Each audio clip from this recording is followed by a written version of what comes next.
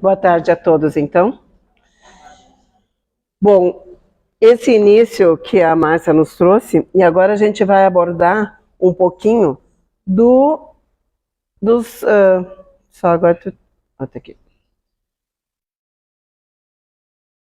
como eles foram resgatados. Na verdade, então, Camilo foi resgatado junto com mais outros quatro pessoas, 4 personagens, né? Que cada um tinha a sua própria vida também relatada depois. O interessante dessa obra, que me chamou muita atenção, é que assim como nós nos reunimos não ao acaso, no plano espiritual também não. Então não foi ao acaso que esses 5 personagens estavam juntos e precisavam evoluir juntos, e se esclarecerem juntos, trabalharem juntos, para poderem se autoconhecerem. Em todo momento, o que mais foi feito ali foi uma oportunidade para eles entenderem o que eles fizeram, a arrogância dele, porque todos eles tinham um conhecimento muito grande, mas eram muito orgulhosos e muito vaidosos. Então eles acabavam fazendo com que não aceitassem muito bem aquelas orientações. Passaram muito tempo no umbral, passaram bastante tempo torturados, né? E eles precisavam, então, era passar por aquela coisa que nós já estudamos muito, né? Quando nós terminamos a nossa vida antes do prazo, nós ficamos com muito fluido vital no nosso corpo perispiritual, né? E esse fluido vital precisa ser extinto, precisa acabar. Então nós vamos ficar, se nossa existência deveria ser 40 anos e aos 20 eu tirei a vida, eu vou ficar 20 anos ainda nesse estágio e sofrendo muito, porque há uma possibilidade, e normalmente é o que primeiro acontece, de eles serem aprisionados por espíritos inferiores que vão usar eles, né, para poderem se vingar ou fazerem outras coisas com pessoas. Então, aprisionam eles, torturam, né, fazem horrores.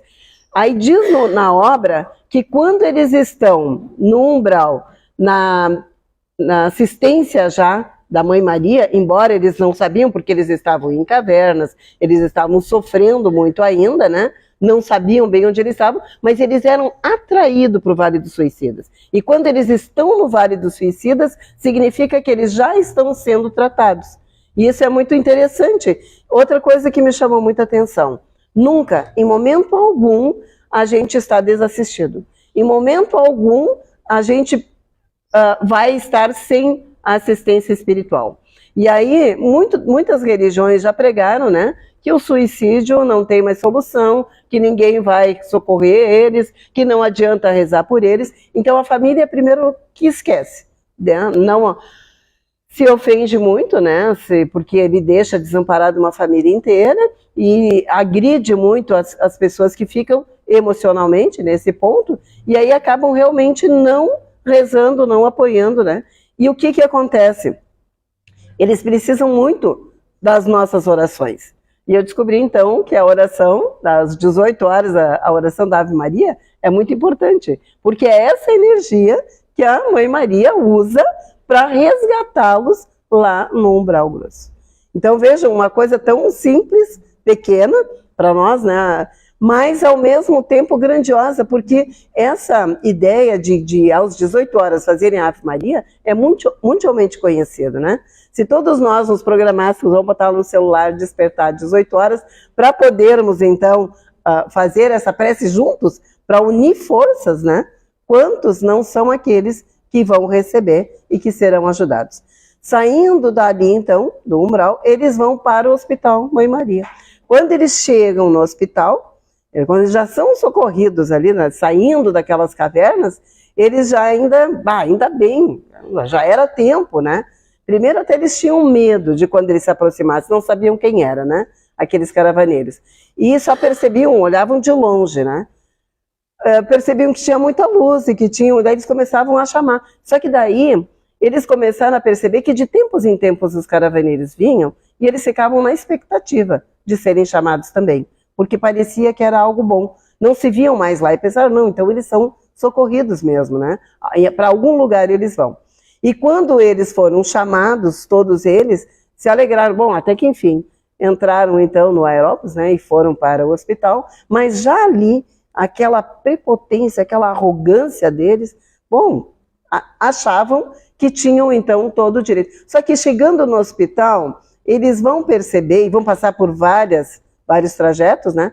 Eles vão perceber que não é bem assim, que o que eles cometeram é de fato um crime. E foi estudando a vida dos outros, uns dos outros, né? É que eles começaram a se dar conta e a tomar consciência do crime que eles tinham cometido, né? Então, falando de Mário Sobral, que é o personagem que eu vou relatar, porque é uma história bem interessante, dizia que a sua mãe era uma pessoa bem simples e de poucas letras, mas bem devota a crenças e ao respeito a Deus. Afirma aos filhos com convicção, quando os reunia, a fim de ensinar-lhes as orações da noite. E ela já dizia, né, que ela já tinha essa noção, essa sensação de que a vida continuava, né? Dizia também que todas as criaturas trazem uma alma imortal, criada pelo Ser Supremo e destinada à gloriosa redenção pelo amor de Jesus Cristo. E que dessa alma daríamos conta um dia ao Criador. Mas ele não acreditava nisso, né? E ele considerava aquelas aulas ministradas pela mãe uma superior às que tiveram na universidade. Então ele, como sendo uma pessoa muito bonita, inclusive, né? Ele acabava sendo também foi um grande galanteador, né? E quando ele conseguiu ir para a universidade, aí mesmo que ninguém segurava ele, né? Mas todo aquele ensinamento da infância ficou meio que esquecido, né? Ele já não levou muito em consideração. Infelizmente, apenas sorriu a sabedoria materna, mas embrenhou-se pelos desvios das paixões mundanas, porque na universidade ele tinha essa possibilidade, né? Ele saía muito, então ele nem sempre estudava o que ele precisava. Ele fazia muita festa, né? E gostava muito de visitar bordéis. Contudo, não foi propriamente ateu, ele tinha já esse ensinamento lá no princípio da sua vida, né? Quando ele percebeu, ele sofreu sem conseguir aniquilar as potências da vida e se deu conta que é imortal. Então, quando ele já estava no plano espiritual, que passou por todo aquele processo de atendimento, e é muito bonito de ver isso no livro, porque ele fica encantado de perceber, claro, eu tentei morrer, eu não morri, eu estou aqui, sofri tudo que sofri sem entender, mas aí ele se convence, realmente eu sou imortal, eu sou imortal. Então existe algo mais, e vamos ver o que tem. Então ele, tomando consciência da sua imortalidade e reconhecendo Deus como eterno, percebia que os ensinamentos da sua mãe eram verdade. E ele renegou todo esse tempo a Deus e a sua atitude mesmo, com descaso às suas normas e indiferença criminosa aos princípios de Deus. Então ele acabou, inclusive, largando a própria família, né? Ele se casou bem, mas continuava indo para os bordéis, teve 3 filhos, não deu muita assistência a eles, né? Principalmente a presença física, né? E ele acabou se apaixonando por uma prostituta e acabou abandonando a família em função disso. Então, diz que ele era um jovem sedutor, culto, inteligente, envaideceu-se com os dotes que possuía e cultivou o egoísmo, dando asas aos instintos inferiores, que reclamavam prazeres sempre mais febricitante, levando-o a frequentar assiduamente os bordéis. Então, quando as finanças da família melhoraram e o custo do trabalho árduo de seu pai ingressou, isso já era... Aqui eu acho que eu só troquei um pouquinho os slidezinhos, porque aqui já está falando da época que ele foi para a faculdade. Já falei sobre isso, então. Casou-se então com uma senhora bem digna, teve 3 filhos e abandonou os filhos em função disso. Depois de o arrastar a essa prostituta, então, que ele se apaixonou, ela também larga ele. Ela larga por um brasileiro, inclusive, né? E aí ele não aceita isso, ele se indigna com a maneira como ela trata ele, né? E vai atrás dela, chega na casa dela, acaba exigindo que volte para ele, ela não aceita, e aí quando eles brigam, e ele acaba enforcando ela. E quando ele se dá conta do que ele fez, que ele matou ela, e com medo do que ele iria receber, porque ele sabia do sofrimento que viria sendo preso, né? Ele acabou se enforcando ali mesmo com os lençóis, né? E acabou se pendurando e se enforcou ali naquele momento. Depois, então, de arrastar de queda em queda, explorando o bolso, ela o abandonou, deixando ele na miséria. Trocou, então, por um capitalista brasileiro. Também já foi. E lá no astral, então, quando eles se juntaram todos, foram recolhidos ao hospital, eles tiveram esse conhecimento, essas vezes que eles iam, e muito legal, porque como é que eram os estudos lá? Esta obra, então, como nós vimos, ela foi editada já há muito tempo atrás, quando nós ainda não tínhamos celulares, não tínhamos nenhum instrumento, né? Mas lá no plano espiritual, eles usam de aparelhagens que nós ainda não temos aqui, e que talvez a gente no futuro possa vir a ter. E eles estavam, então, dentro das salas, e eles acabavam vendo os aprendizados através ali, na própria Terra, né? Depois de muitos ensinamentos e preparação, eles começaram também a auxiliar. Era uma maneira de eles poderem começar a esquecer o passado, porque eles tinham, se autopunir não adianta nada, né? E eles tinham que recomeçar. Para recomeçar, eles tinham que se refazer, né? Então, eles tinham que aprender a ajudar. Estudaram vários casos de suicídio para se darem conta também de como do que eles fizeram mesmo. Uma das coisas que chamou bastante atenção é que eles faziam visitas a vários lugares. Uma das excursões que eles faziam, né, no planeta Terra, juntos, era justamente para orientar aqueles que estivessem pensando em suicídio. Eles tinham que fazer com que eles desistissem, né? Então foram várias vezes que eles vieram para cá. Mas também eles tinham lá no plano espiritual um manicômio.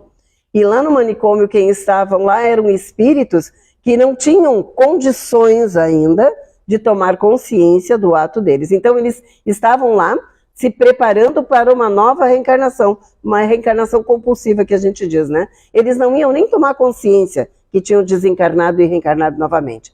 Então, existe esse lugar onde eles ficam presos, né? E precisam de tratamento espiritual e medicamentoso também, porque lá os medicamentos eles também são feitos, a gente sabe que muitos deles ainda precisam, né? E aí acabou que eles faziam essas observações. E o Mário Sobral faziam muitas perguntas. E ele sempre dizia, tá, mas este que teve essa história, o que ele precisa fazer? Olha, ele vai ter que reencarnar e sofrer o mesmo mal que ele fez outros sofrerem. Porque alguns não eram só suicídios, eram assassinos e suicidas, né? E aí ele ficava pensando nele mesmo, né? Já ia juntando coisinhas.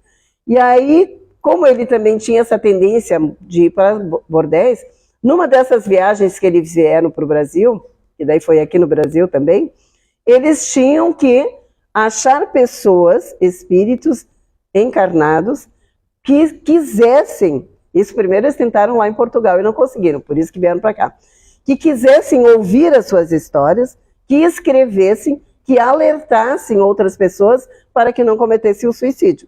E aí eles não tinham espíritos que quisessem. Por quê? Porque era muito sofrido. Muitos espíritos encarnados, né? E aí quem trabalha na mediunidade, na mesa mediúnica, sabe muito bem como é, né? Quando se recebe um espírito que foi suicida, o próprio médium tem sensações, às vezes, não muito boas. E isso sofrem juntos, né? Então a maior parte deles não queriam. Aí eles lembraram que no Brasil eles teriam como encontrar espíritos, e aí eles foram de casa em casa e faziam, claro que os espíritos encarnados, eles iam em desdobramento para essas reuniões, e eles eram questionados se eles queriam ou não trabalhar com isso. E eles diziam, alguns diziam que não, né? Outra coisa muito interessante que me chamou a atenção nesse livro, é que da mesma forma, quando esses espíritos precisavam reencarnar, eles vinham mutilados e vinham muito feios, verdadeiros monstros alguns, né? E aí tinha que convencer famílias que os recebessem. E da mesma forma, em desdobramento, reuniam essas famílias para conversarem e pedirem que eles aceitassem. E eles diziam que não. Muitos deles não queriam também, né? Capaz. E aí eles tinham que convencer.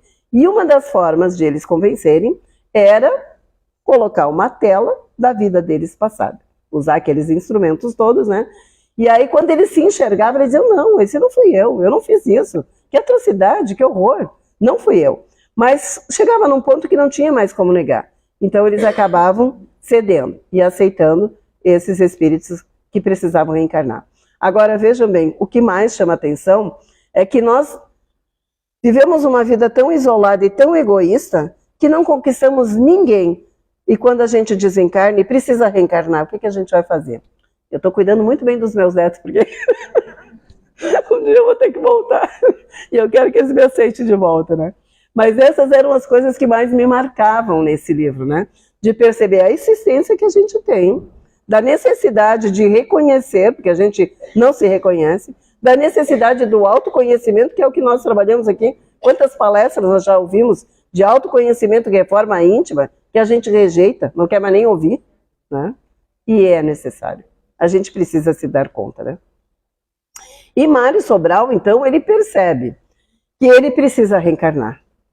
E quando ele, nessas visitas, na última que ele fez, que ele já não estava mais no grupo, ele já estava indo mais para o bordel, ele dizia no começo que ele ia lá, porque lá ele também precisava convencer pessoas a não fazerem aquilo que estavam fazendo, a valorizar a família, a valorizar outras coisas, né, que não estavam valorizando. Só que no fundo eles sabiam que ele ia para lá justamente pela afinidade que ele tinha, né, e pelas paixões que ainda estavam nele, né, que ele não tinha conseguido abafar, não tinha conseguido esquecer. E aí, quando ele volta dessa última vez, ele chega à conclusão que ele não tem mais condições de continuar trabalhando no plano espiritual e que ele precisa reencarnar. Então, ele volta e pede para ser internado no departamento da reencarnação e pede para que ele possa, que ele tenha ajuda para poder preparar a sua nova vida, né? E aí, é algo bem interessante porque a mente dele, a consciência dele cobrava ele constantemente. E aí ele foi elaborando o que ele achava que ele precisava. E vejam bem que a gente ainda tem assistência nesse momento também, porque nem sempre as nossas escolhas é possível a gente, numa única existência, resgatar. Então é o nosso mentor que vai dizer, olha, quem sabe isso, tu deixa para depois, vamos fazer só isso. Esse conhecimento a gente tem também, essa ajuda a gente tem também.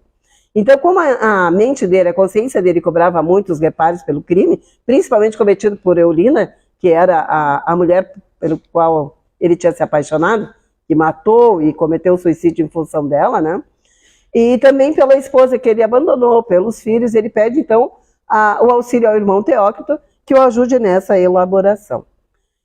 E aí, quando ele vai para o isolamento da reencarnação, que ele vai começar a preparar essa vida, ele fica muito tempo longe dos amigos dele. E os amigos continuam trabalhando, fazendo aquelas visitas. Camilo foi o último a reencarnar, inclusive, porque ele tinha muito receio, muito medo de voltar, né? E aí ele foi sempre deixando. Mas quando o Mário Sobral resolveu reencarnar, outro amigo dele também resolveu fazer o mesmo trabalho, né? Eu peço desculpa por eu não ter anotado o nome de todos eles, mas enfim, mais adiante vai aparecer. Aí ele resolve então que ele reencarnaria mutilado, enfermo, miserável, e do berço ao túmulo apenas lágrimas e aspereza ele teria. E quando os amigos encontraram ele lá no manicômio para fazer uma visita para a despedida que eles iriam reencarnar, né? Ele já não tinha mais os braços, ele só tinha os tocos e as mãos estavam grudadas no próprio pescoço. Como a mente dele criou isso. Então a mente acusava tanto a ponto de ele já lá no plano espiritual se apresentar dessa forma. É claro que os amigos se assustaram muito com ele, né? Ele então reencarnou no Brasil e no final, Camilo foi levado por Ramiro de Guzmán para um estágio de 12 semanas nas terras brasileiras, mas veio com a intenção também de trazer para ele ver onde estava Mário Sobral, onde ele tinha reencarnado. Ele foi realizar então essas experiências de busca das verdades sublimes que edificavam o homem de bem, e Ramiro levou para visitar o Mário Sobral numa capital tumultuosa do Brasil. Ele reencarnou aqui. E ele deparou-se com a situação miserável de seu amigo, vivendo em habitação precária, feita de tábuas e folhas de zinco, mal vestidos, pés descalços, crestados pelo contato constante com as pedras e a poeira das goelas. Atacado de grave enfermidade que lhe torturava a traqueia e os canais faríngeos, que o levara a crises penosas, febre alta e afonia, porque se enforcara. Então veja bem, quando eu li o livro, eu li ele 3 vezes, né? Primeira vez, eu logo me lembrei dessas nossas crianças, que nós temos muitas delas na PAI, que vêm com a aparência física muito defeituosa, muito feia. Então, provavelmente são crianças que também cometeram, numa vida anterior, o suicídio, que precisam estar lá. Então, mais uma vez, para a gente poder reconhecer a bondade de Deus e o quanto nós podemos fazer para ajudar esses seres, né, a conseguirem vencer essas dificuldades, a terem êxito nessa existência. Ele estava, então, pobre e faminto, porque outrora dissipara os bens materiais que o céu lhe confiara, dele se valendo para a perversão dos costumes. Sem família, porque outrora em Lisboa ultrajara o círculo familiar em que havia nascido. Analfabeto, pois quando universitário em Coimbra não aproveitara para nenhuma finalidade nobre a rica cultura intelectual com que a ciência das letras o dotara. Camilo, então, só via ruínas e se preocupou com o amigo. Ele disse, mas como que ele vai conseguir? Ele não via uma escola redentora ali. Ele via, na verdade, só castigo e castigo, né? E Ramiro lhe informa, então, que ele não está ali abandonado à própria sorte. Olha que coisa maravilhosa. Pois ele era um pupilo da Legião dos Servos de Maria e se encontrava registrado no Hospital Maria de Nazaré. Então, de vez em quando ele tinha visitas também, embora ele não conseguisse muitas vezes ver, mas ele tinha a assistência necessária para que ele não sucumbisse. E que tal encarnação era o tratamento conveniente a casos gravosos como o dele. Sublime cirurgia que o levará bem cedo à convalescência. Então, veja quanto nós precisamos olhar para isso. E o leva, então, mais tarde para visitar o casebre, porque daí ele ia contando aos poucos como foi que ele reencarnou. Daí ele mostrou o casebre, mostrou a irmã adotiva que cuidava dele, porque, na verdade, ele reencarnou no bordel, como ele queria. E a prostituta que não queria ele. Simplesmente deixou ele para uma lavadeira, e essa lavadeira, que era espírita, sabia que não era por acaso que estava chegando até ele, e ela a adotou. Mas ela já tinha uma filha antes, e essa filha, então, que depois, quando a mãe morre, ela que cuida dele, porque ele era quase que, não tinha, pela doença dele, ele não tinha muito, né? E quando a irmã, depois que a mãe morreu, ela ia pedir esmola, porque eles não tinham o que comer, levava ele junto. E era uma maneira até de conseguir. Só que ela tentava levar o menos possível, para não desgastar muito ele, porque ele tinha o problema da doença, né? E também para que ele não sofresse tanto. Ele já tinha uma vida sofrida, né? E aí, quando ele mostra para ele, ele diz, olha, tu não está reconhecendo quem é ela, né? Ele leva depois, porque ele leva por etapas. Veja bem que ele vai passado, presente e futuro. Então ele vai mostrando cenas, né? Mas é como se fosse visitas em momento atual, né? E a gente sabe que isso é possível, visitar o passado, né? Nessa obra, então, ele traz essa necessidade da gente ter esse conhecimento de quem nós somos e o que nós estamos fazendo aqui. Mas antes disso, só ver aqui lembrar que quando o Camilo viu toda essa história, viu onde ele estava, e ele era o último ainda que não tinha reencarnado, ele foi o que convenceu ele. Eu disse, então tá, realmente está na hora. Isso é outra coisa que também me chamou a atenção, o respeito ao nosso livre-arbítrio. Nós seremos respeitados. Ele diz, olha, vocês precisam reencarnar, mas vocês precisam sentir se é o momento ou não.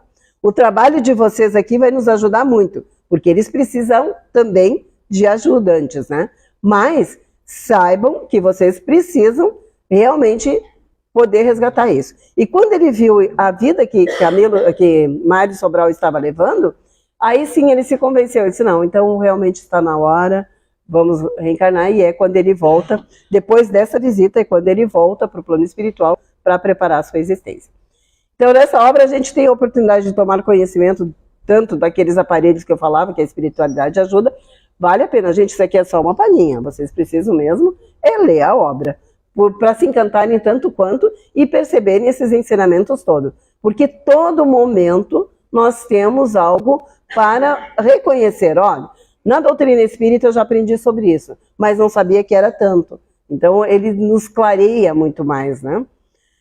Também a questão do estudo, da necessidade do estudo, da necessidade dessa comunicação entre os planos, do aconselhamento que nós temos, do tratamento das doenças, né? Da ajuda espiritual para tanto encarnados quanto para desencarnados, porque lá eles fazem tratamentos também, precisam. E outra, o material, os aparelhos que eles têm para cura lá, diz na obra, Camilo fala, que nós teremos aqui no futuro também. Então são tudo coisas que vão vir para nós também, no momento certo, no momento possível, né?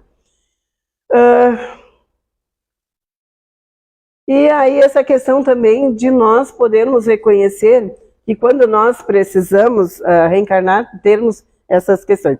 Eu tenho 3 netos da mesma filha, só uma filha me deu netos, os outros, a mais velha não, e o mais novo não. E essa semana, só para...